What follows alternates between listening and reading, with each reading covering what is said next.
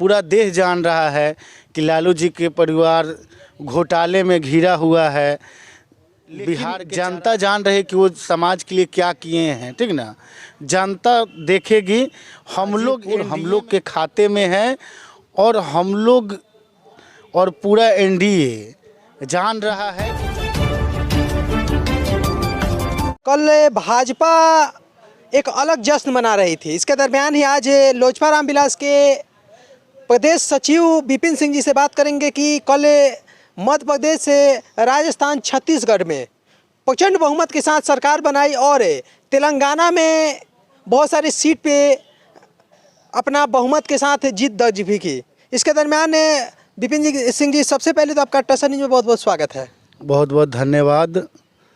और ये हमारे एनडीए का जीत है और हमारे आदरणीय प्रधानमंत्री श्री नरेंद्र मोदी जी के लोग विश्वास, भरोसा और उनके जन समर्थन में ये 3 राज्यों में हम लोग प्रचंड बहुमत के साथ एनडीए के सरकार बनाए हैं और तेलंगाना में भी बहुत अच्छा प्रदर्शन रहा है।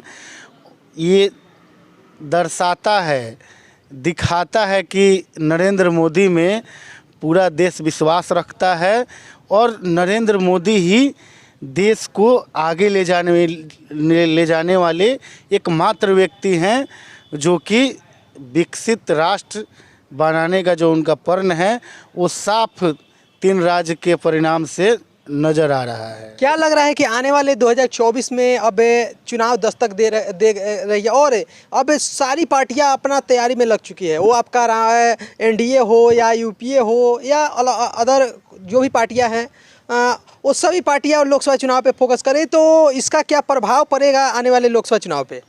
देखिए, पूरा प्रभाव पड़ेगा। कोई लड़ाई ही नहीं है। इंडिया जो गठबंधन बना है उसका अस्तित्व ही नहीं है। कल पता चल गया ये 4 राज्य के चुनाव में इंडिया सिर्फ दिखाने के लिए है, करने के लिए एनडीए है। जो 3 राज्य की जनता जनार्दन जो जनादेश दी है एनडीए को, साफ तौर पर कहीं से कोई लड़ाई 24 में है ही नहीं। फिर से हमारे आदरणीय प्रधानमंत्री श्री नरेंद्र मोदी जी देश के प्रधानमंत्री होंगे निश्चित रूप से। सारण लोकसभा को लेकर क्या कहना चाहिए? सारण से आप देखते रहते हैं कि हर समय सारण में अलग अलग जगहों पे आप कैंपेन करते रहते हैं। सामूहिक कोई कार्यक्रम हो या सांस्कृतिक कार्यक्रम हो या कोई भी दुख की घड़ी में भी आप हर समय हर जगह दिखाई देते रहते हैं। तो सारण लोकसभा को लेकर क्या अभी चल रहा है, सरगर्मी क्या है? सुनने में आ रहा है कि लालू परिवार से भी कोई इंडिया की तरफ से आ सकता है, तो क्या लड़ाई इस बार होने वाली है? देखिए, वो इंडिया के तरफ से लालू जी के बारे में आप लोग जान ही रहे हैं। पूरा देश जान रहा है कि लालू जी के परिवार घोटाले में घिरा हुआ है। बिहार के चारा लूट के खा के लालू जी खुद बैठे हुए हैं। तो उन पे सारण की जनता कहीं से कोई भरोसा नहीं करती है और एनडीए के जो भी उम्मीदवार होंगे यहाँ से जीत के जाएंगे। ये लालू जी के परिवार या कोई भी आए, यहाँ से एनडीए ही जीत के जाएगी। लेकिन इंडिया के कार्यकर्ताओं का कहना है कि इधर अगर इंडिया की भी बात ही एनडीए की बात करें तो राजीव प्रताप रूढ़ी के ऊपर भी बहुत सारे लांछन लगाते रहते हैं कि एम्बुलेंस वाला मामला हो, इसके पहले बालू वाला मामला हो, बहुत सारी मामला को लेकर लांछन लगाया जाता है। ये कितना तक सही है? देखिए, वो विपक्ष के लोगों का कहना है, कह रहे हैं, ठीक ना। और जहाँ तक ये राजीव प्रताप रूढ़ी जी का सवाल है, उनका व्यक्तिगत सवाल है, ठीक ना। और उससे हम लोगों को मान के चलिए, उस समय लोग कहा कि एम्बुलेंस चोरी किए वो किए, लेकिन जनता जान रहे कि वो समाज के लिए क्या किए हैं, ठीक ना। जनता देखेगी, हम लोग एनडीए में हैं। अगर एनडीए के कोई भी उम्मीदवार आता है उसके साथ हम लोग हैं और उसको हम लोग यहाँ से जिता के भेजेंगे सारण से। अभी लोजपा रामविलास को लेकर बहुत सारी सरगर्मी चल रही है, चाचा भतीजा की राजनीति अभी चल रही है। उसमें भी एक तरफ देखा जाए तो बिहार में चाचा भतीजा की राजनीति चलती है, तेजस्वी यादव और नीतीश कुमार, तो दूसरी तरफ है लोजपा रामविलास और राष्ट्रीय लोजपा जो है वो दोनों में कुछ चल रहा है, सीट को लेकर चल रहा है। हाजीपुर सीट को लेकर भी अभी फिलहाल में ही कुछ सुनने में आ रहा है। क्या लग रहा है कि हाजीपुर सीट चिराग जी के कोटे में जाएगा या पशुपति पारस जी के कोटे में? देखिए, हम लोग अस्वस्थ हैं, हाजीपुर हम लोग के खाते में है और हम लोग और पूरा एनडीए जान रहा है कि चाचा जी का क्या अस्तित्व है बिहार के अंदर। वो कहीं से हम लोग उस पर मतलब सोचते ही नहीं हैं, चूँकि आदरणीय अमित शाह जी का हम लोग के प्रति हमारे राष्ट्रीय अध्यक्ष श्री चिराग पासवान जी से बातचीत हो गई है और हम लोग निश्चित अपना काम कर रहे हैं और हम लोग आश्वस्त हैं। हाजीपुर सीट हम लोग के ही खाते में रहेगी।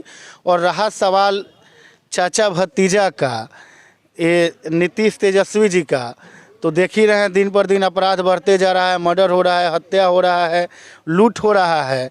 तो ये दोनों लोग अपराध में लुप्त हैं। इन लोग का विकास के प्रति कोई सोच नहीं रहा है और अब इन लोगों का समय आ गया है जाने का। तो बहुत जल्द इन लोगों का 24 में भी सफाया हो जाएगा और 25 में पूरा सफरा सूप इन लोगों का सफाया हो जाएगा। और हमारे नेता आदरणीय श्री चिराग पासवान जी 25 में बिहार के मुख्यमंत्री होंगे निश्चित रूप से। आपका राजनीति समीकरण क्या चल रहा है अभी की स्थिति में? परसा विधानसभा में हम देखते हैं हर समय आप सक्रिय रह रहे हैं और हर समय आम जनता के बीच में जा रहे हैं। बहुत सारे परसा के एक मैटर था, उसमें उसके दरमियान भी आपसे मुलाकात किए हैं। या अदर पर्सन परसा विधानसभा के अंतर्गत आने वाले बहुत सारे क्षेत्र में आप सक्रिय रह रहे हैं। क्या राजनीति समीकरण चल रहा है? क्या आने वाले दिनों में क्या करने जा रहे हैं?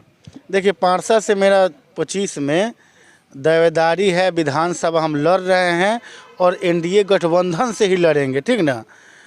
और लोजपा रामविलास पार्टी से ही लड़ेंगे और निश्चित रूप से यहाँ के भी जनता जो हमारे 75 साल की आज़ादी के बाद भी परसा आज़ाद नहीं हुआ, वो दो लोगों से और एक समुदाय से, तो यहाँ के भी जनता त्रस्त हो गई है। परसा के भी जनता आज़ादी चाहती है ये दोनों लोगों से।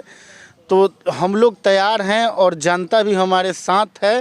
परसा में बदलाव होगा। 25 में निश्चित रूप से हम लोग परसा का नेतृत्व करेंगे।